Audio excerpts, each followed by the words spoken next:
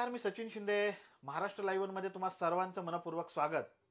जिल्हा परिषद आणि पंचायत समितीच्या निवडणुकीची रणधुमाळी मावळ तालुक्यात सुरू झालेली आपल्याला पाहायला भेटते. इच्छुक उमेदवार वेगवेगळे कार्यक्रम घेऊन असेल किंवा भेटीगाठीतून आपली इच्छा पक्षश्रेष्ठींकडे प्रकट करताना पाहायला भेटते. त्याचप्रमाणे मावळ तालुक्यात सर्वात जास्त चर्चेत असलेला जिल्हा परिषदेचा कुसगाव काले गट, या कालेगटामध्ये सर्वसाधारण जागेसाठी ही जागा आरक्षित झाल्यामुळे या गटात सर्वाधिक चुरस असल्याचं आपल्याला पाहायला भेटतंय.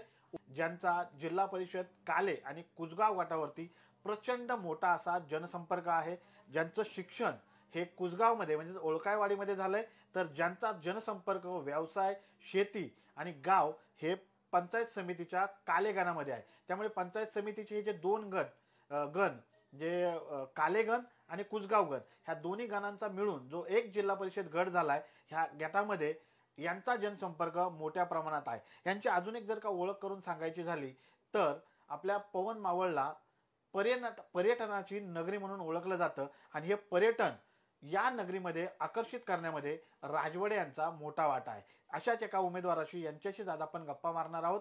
राजवडे साहेब, स्वागत आहे तुमचं महाराष्ट्र लाईव्ह मध्ये. अशोक हरिश्चंद्र राजवडे, राहणार आंबेगाव मावळ. माझं शिक्षण पूर्ण लोणावळ्यातच झालं. शाळा कॉलेज सगळं लोणावळ्यात झालं. व्यवसाय निमित्त मी इकडे आलो आणि आता राजकारणात प्रवेश करायचं म्हटलं तर राजकारण आमच्यासाठी नवीन नाहीये. माझे काका गेले 40 वर्षापासून राजकारणात आहेत. पवार साहेबांसोबत होते, माऊली भाऊंसोबत होते, आजही आम्ही सगळे अण्णांसोबतच आहोत. जेव्हा अण्णा आले अण्णांच्याच सोबत आहोत. तर राजकारण आमच्यासाठी नवीन नाहीये. फक्त या वर्षी आम्ही उमेदवारी मागतोय हेच नवीन आहे फक्त. पण तुमचा परिवार गेल्या अनेक वर्षापासून राजकारणात काम करतोय. हे जे दोन्ही, मी जसं आता सांगितलं, पंचायत समितीचा हा गण असेल किंवा तिकडचा कुसगाव गण असेल, या गणामध्ये म्हणजे आतापर्यंत पक्षाचं असं म्हणणं आहे की ज्याचा मतदार ज्या गणामध्ये जास्त आहेत त्या गणाला उमेदवारी दिली जाते. मग असं असताना जर का कुसगावला उमेदवारी का दिली जाऊ नये आणि तुम्हाला का भेटावी, या भागाला का भेटावी, असं का वाटतं तुम्हाला? हा सर, जर मतदानावरच उमेदवारी मिळत असेल तर आमच्याकडे मतदान जास्त आहे. झालेलंही मतदान जास्त आहे, तसं मतदानही जास्त आहे. 24,000 मतदान आमच्याकडे आणि लोणावळ्यात 19,000 काहीतरी मतदान आहे. तर मतदान पाहिलं तर आमच्याकडे जास्त आहे. झालेलं मतदानही आमच्याकडे जास्त आहे आणि या आमदारकीला आम्ही अण्णांना जास्त लीड दिलेला आहे. म्हणजे त्याचा फायदा मी जर उभं राहिलो तर 100% अण्णांना जेवढं लीड मिळालं तेवढं मला मिळेल असं नाही. बरोबर, त्याच्यापेक्षा जास्तही मिळू शकतं किंवा कमीही मिळेल. पण हा जो गण आहे आणि कुसगाव गण आहे, या दोन्हींशी माझं एकदम चांगलं वास्तव्य आहे. माझं लोणावळ्यात वास्तव्य असल्यामुळे तिथल्या सगळ्यांशी माझं एक वेगळं नातं जोडलेलं आहे. इकडे व्यवसायानिमित्त असेल किंवा नातेसंबंधांमुळे. नातेवाईक, माझा मित्रपरिवार खूप मोठा आहे. माझं नातं होतं सगळ्या प्रत्येक गावात माझे सगळे रक्ताचे नातेवाईक आहेत, सख्खे नातेवाईक आहेत. तर त्याचाही मला फायदा होईल. नाही बा, निवडणूक म्हटली की विजयी उमेदवाराकडे पाहिलं जातं.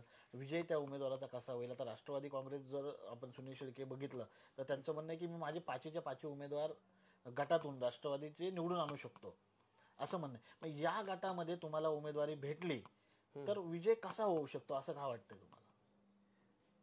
सर, जर उमेदवारी मिळाली तर सर मी त्याच दिवशी गुलाल अंगावर घेऊन फिरणार. कारण मला असं वेगळं काही जास्त प्रचार करायची गरज नाहीये. कारण अण्णांनी जे पेरलेलं आहे त्याचा निश्चितच आम्हाला फायदा होईल. बरोबर, जे अण्णांनी पेरले त्याचा जास्त फायदा होईल सर. पण आमचं थोडंफार अस्तित्व आहे, कारण आम्ही सगळ्यांशी ती आमची नाळ जोडून आहे. प्रत्येक लोकांच्या सुखदुःखात असो, त्यांना कोणत्या व्यवसाय सहकार्य असो किंवा तरुण वर्गाला कोणत्या व्यवसायात असो, क्रीडा क्षेत्रात असो, प्रत्येकाशी आमचं एक वेगवेगळं नातं आम्ही जपून ठेवलेलं आहे. पण मुद्दा हा येतो की तुम्ही आता बोलता बोलता असं म्हटलं होतं की या भागावरती नेहमी अन्याय होतोय. पवन मावळ भागाला उमेदवारीसाठी डावललं जातं, हा काय विषय? सर, डावललं जातं असं नाही. फक्त गटतट व्हायचे म्हणून फक्त राष्ट्रवादीचा उमेदवार येत नव्हता. पण अण्णांनी ते संघटन एकदम चांगले केले. अण्णांना आजपर्यंत म्हणजे जे कोणालाच जमलं नाही ते अण्णांना जमलंय. अण्णांची मोर्चेबांधणी एवढी चांगली आहे की अण्णांच्या पुढे कोणतं म्हणजे गट तट राहत नाही. अण्णा कोणावर अन्याय करत नाही, दोघांनाही समान न्याय देतात. एकावर आत्ता झाला असेल अन्याय, थोडाफार असं जाणवत असेल, होत नाही जाणवत असेल तरी त्याला पुढं म्हणजे काहीतरी स्टेबल करून त्याला न्याय द्यायचं काम अण्णा करतात व्यवस्थित. पण आता गेली अनेक वर्ष तुमचा परिवार जो आहे तो राष्ट्रवादीसाठी काम करतोय, सर्वसामान्यांसाठी काम करतो. पण असा एक किस्सा होता की तुमच्या परिवाराला मागच्या टर्मला संधी आली होती. हा, म्हणून म्हणजे आम्हाला राजकारण आमच्यावर अन्याय झालाय असं नाही, आम्हाला संधी आली होती. स्वतः अजितदादा साहेबांनी फोन केला होता, पवार साहेबांनी फोन केला होता काकांसाठी की बाबा तुम्ही यावर्षी निवडणूक लढवायची आहे, तुमचं तिकीट फायनल झाले. पण आमच्या प्रतिस्पर्धी म्हणून आमच्याकडनंच आमचे नातेवाईक उभे होते. तर मग कुठेतरी आम्हाला ते कोणीतरी कमीपणा घ्यायला पाहिजे म्हणून आम्ही थोडासा कमीपणा घेतला आणि त्यांना उमेदवारी दिली. बेसिक फॉर्म्युला मला ते गणित अजून पुन्हा एकदा समजावून सांगा, कारण राष्ट्रवादी काँग्रेस सध्या या गटामध्ये इच्छुकांची खूप संख्या आहे. पवन मावळ भागाला आपल्या संधी भेटली पाहिजे असं तुम्हाला वाटतंय आणि ती दिलीही पाहिजे असं सगळ्यांचं मत आहे. तुम्ही ते एकदा व्यवस्थित एक्सप्लेन करा जे की का भेटली पाहिजे आपल्याला संधी. सर, एकतर पवन मावळ भागात मतदान जास्त आहे, मतदार जास्त आहेत, तर गावं जास्त आहेत. तुमचा परिसर पाहायला गेला तर पहा, मोरळ, तुंगी, आजिवली, तसं पाहिलं तर मग ते दुर्गम भागाकडेच जातं. मग परिसर खूप मोठा आहे, मग याच्या समस्याही तेवढ्याच मोठ्या आहेत. बरोबर. मग ह्या सगळ्याचा आपण जर विचार केला आणि मतदानाचा विचार केला, जर इथला उमेदवार असेल तर तो त्या सगळ्यांच्या अडचणी सोडवू शकतो. सगळ्यांच्या अडचणी म्हणजे सर आदिवासीपासनं व्यावसायिकापर्यंत सगळ्यांनाच अडचणी आहेत. पण तो इथला जर उमेदवार असेल तर त्याला त्याची जाणीव असेल.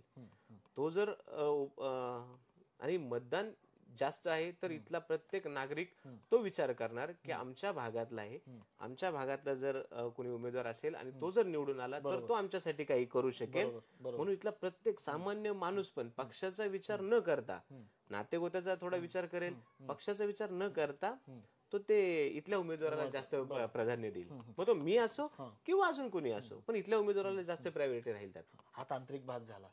पण जर वैयक्तिक बोलायचं झालं तर अशोक राजवाडे हे सर्वसामान्य व्यावसायिक असतील, व्यापारी असतील, सर्वसामान्य मध्यमवर्गीय तरुण असेल, या सगळ्यांपेक्षा आदिवासी लोकांमध्ये जास्त पॉप्युलर आहे. आदिवासी मी आता जर का बाहेर बघितलं आपण तर आदिवासींच्या पण तोंडामध्ये अशोक राजवाड्यांचं नाव आहे. हा काय किस्सा आहे? सर, मी लहानपणापासून म्हणजे आदिवासी आपल्याकडे कामाला असायचे, तर मग त्यांची लहान मुलं पण आमच्याकडेच. आदिवासी आले म्हणजे त्यांच्या बरोबर 2-4 मुलं तर असतातच. मग त्यांच्याबरोबर आमचं जास्त दिवस गेला, जास्त वेळ गेला. त्यातून त्यांच्या अडचणी कळत गेल्या सर. लहान मुलं आज 15-16 वर्षाची मुलं असेल तर ती अडाणी असायची. मग हे शिक्षण का घेत नाही, मग ह्याच्यावर असं जनरली चर्चा करता करता कळायचं की बाबा यांना शिक्षणाला आत्ता पैसे नाहीत, मग नंतर त्या फॅसिलिटी मिळत नाही दाखला नसल्यामुळं. मग त्या मी दाखल्यावर भर दिला सर. एक 2010 साली मी दाखल्यासाठी प्रयत्न केले. जेमतेम 6 ते 7 महिन्यात आदिवासी दाखला आणला सर. भिकाबाई वाघमारे जे आता खूप पॉप्युलर आहेत, खूप फेमस काम पण करतात त्या आदिवासी, खूप चांगलं काम करतात सर. पण त्यांना तो दाखला मी आणून दिला. तो दाखला आणून दिल्यावर शेवट सर मी तुम्हाला जेवणाचं ताट करून देऊ शकतो, खाणं तुमचं काम आहे. मी त्यांना ते ताट करून दिलं, म्हणजे मी दाखला आणून दिला. पण त्यांनीही तो दाखला आल्यापासून खूप चांगलं प्रोग्रेस केलं, आदिवासींसाठी खूप चांगलं काम केलं. पण ती कुठेही जरी गेली भिकाबाई तरी अजूनही सांगते की मला अशोक भाऊनी हे सगळं शिकवले, अशोक भाऊ मार्ग दाखवलाय. पण हे आदिवासींचं झालं. मला थेट विचारतो मी तुम्हाला, तरुणांचं क्रेज तुमच्या मागे खूप सारं दिसतंय, तरुण वर्ग तुमच्या गाड्यांमध्ये खूप सारा असतो. या तरुणांना फक्त घेऊन फिरता की त्यांच्या व्यवसायासाठी, त्यांना पुढे जाण्यासाठी काही काम चालू आहे? सर, खरंच माझ्यावर तरुण असतात, त्यात काही शंका नाही. पण माझ्या सोबतचा एकही तरुण तुम्हाला रस्त्यावर दारू पिऊन पडलेला दिसणार नाही, कोणत्या बारमध्ये पडलेला दिसणार नाही. आणि मी कधीच कोणाला विनाकारण फिरवत नाही, कारण मुळात मीच व्यवसायात गुंतलेलो असतो. तर मी विनाकारण कधीच कुणाला फिरवत नाही. जे माझ्यासोबत फिरतात सर आज ते सगळे स्टेबल आहेत. व्यवसायाचे असू द्या, कोणी नोकरी करत असेल, कोणाला मी नोकरीला लावला असेल किंवा त्यांना काही व्यवसाय करून दिला असेल, मग त्यांच्या व्यवसाय मी पहिलं प्रायोरिटी माझी सर व्यवसायावर आहे. तुमच्या महिन्याला तुम्हाला काहीतरी 1 रुपया मिळत असेल त्यासाठी प्रयत्न करायचे. मग त्यांनी करू किंवा मी त्यांच्यासाठी करू. हा, त्याच्या म्हणजे पहिलं तर रोजगारावर सर. मला तेच विचारायचं होतं, जर आपल्या पावन मावळमध्ये रोजगाराची संधी ही पर्यटनावरती जास्त अवलंबून आहे. पर्यटन व्यवसाय वाढीसाठी तुम्हाला असं काय वाटतं की अजून काय केलं पाहिजे?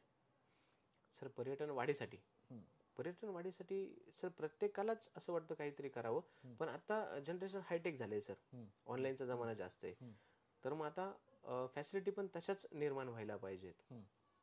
आता कोणी साधे टेंट लावतात, कोणी लक्झरियस टेंट लावतात. तर असंच अजून लक्झरियस त्याच्यापेक्षा अजून हायटेक व्हायला पाहिजे. ते आपण करू शकतो. करूयात आपण सगळे. असं म्हटलं जातं राजकारणामध्ये, अशोक राजवाडे चर्चा आहे, जर का तिकीट भेटलं नाही तर वेगळी भूमिका घेऊ शकतात. अजिबात नाही. आमदार साहेब जी भूमिका घेतील ती मला मान्य असेल, माझ्या मित्रपरिवाराला मान्य असेल. हा, पण मला जर तिकीट नाहीच मिळालं तर माझा मित्रपरिवार खूप नाराज होईल. कारण ज्यांनी आजपर्यंत मला तिकीट मिळावं ह्यासाठी प्रयत्न केलेत. मी चर्चेत कसं राहील ह्यासाठी काही उपक्रम त्यांनी आखलेत. माझा मित्रपरिवार नाराज होईल, माझे नातेवाईक नाराज होतील. पण मी अण्णांना डावलून कोणती वेगळी भूमिका घेणार नाही. पण मला ना, मी थेट विचारतो तुम्हाला, अशोक राजवाडे नातं गोतं, जनसंपर्क, पक्षात असलेलं त्यांचं काम असेल, सर्वसामान्यांमध्ये असलेलं काम असेल, हेच त्यांचे मुख्य सूत्र घेऊन निवडणुकीला सामोरे जात आहे? हा, नातं गोतं तर सर जेवढं पाहिलं तर सगळ्यांपेक्षा माझं नातं गोतं जास्त. माझी फॅमिलीच मुळात मोठी आहे सर. म्हणजे एवढे काका आहेत, माझी भावकी पूर्ण आहे. आमच्या कधी भावकीत कोणता वाद नाही. त्यामुळे आमची भावकी मोठी आहे. भावकी मोठी असल्यामुळे नातेवाईक जास्त आहेत. आणि जेमतेम सर आमचे नातेवाईक व्यवसायामुळं आमच्याशी कायम कनेक्ट आहेत. नुसते व्यवसायाशीच नाही, मग त्यांनी ते व्यवसाय आमच्याकडनं शिकून घेतलेत, करता येते. तर आमची कनेक्टिव्हिटी नातेवाईकांशी एकदम चांगली आहे. हे सगळं असणं निवडणुकीत मतदारांसाठी, मतदान कमवण्यासाठी खूप महत्वाचं आहे. पण विकासाचं विजन पण डोक्यात असणं महत्वाचं आहे. विकासाचं विजन काय नक्की मावळसाठी? सर आता आपला भाग ग्रामीण भाग आहे. हा तसं पाहिलं तर पहिला 2003, 4, 5च्या अगोदर शेतीवर अवलंबून जास्त होता. त्यानंतर माऊली भाऊंनी ही संकल्पना आणली, पर्यटन स्थळ व्हावं.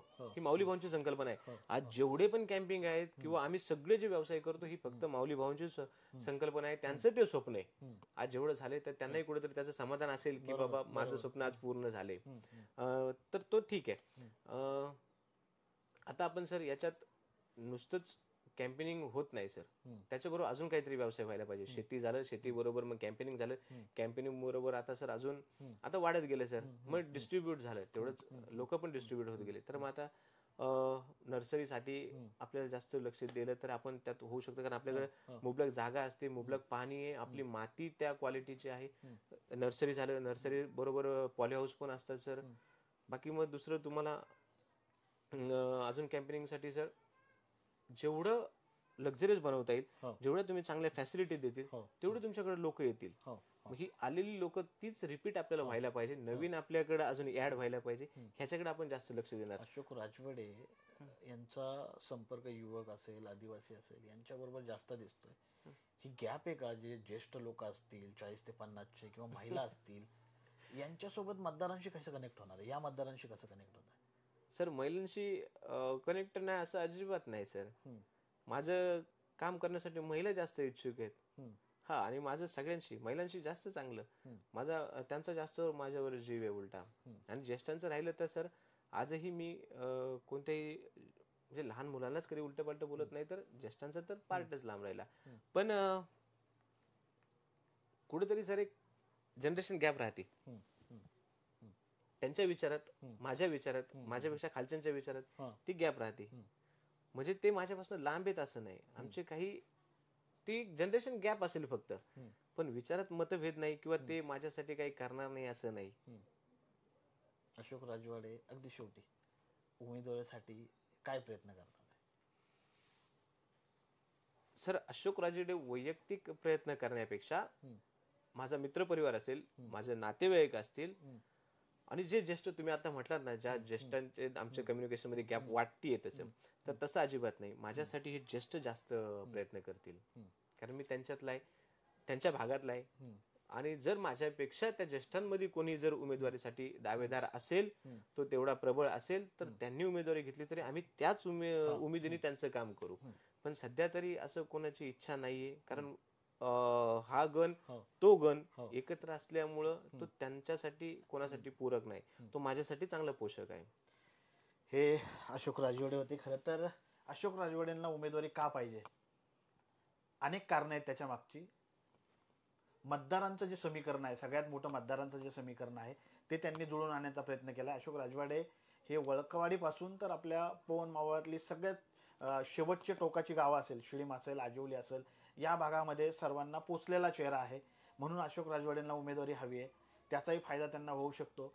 दुसरं एक राष्ट्रवादी काँग्रेसचं एक गणित आहे ते त्यांनी मांडले, ते मी तुम्हाला सांगतो. आत्तापर्यंतच्या जर का इतिहासात आपण बघितलं तर असं होतं की ज्या गणामध्ये सर्वात जास्त मतदार आहेत त्या गणाला उमेदवारी दिली जाते, असं आत्तापर्यंतचं गणित होतं. त्यामुळे कुसगाव गणात जास्त उमेदवारी गेल्यात असंही होतं आणि ह्या गणावरती अन्याय झाला अशी यातल्या मतदारांची असेल किंवा इच्छुकांची भावना आहे. पण आत्ताची जर का परिस्थिती आपण बघितली तर पवन मावळ भागामध्ये 24,199 मतदान आहे, तर कुसगाव गणामध्ये 15,412 मतदान आहे.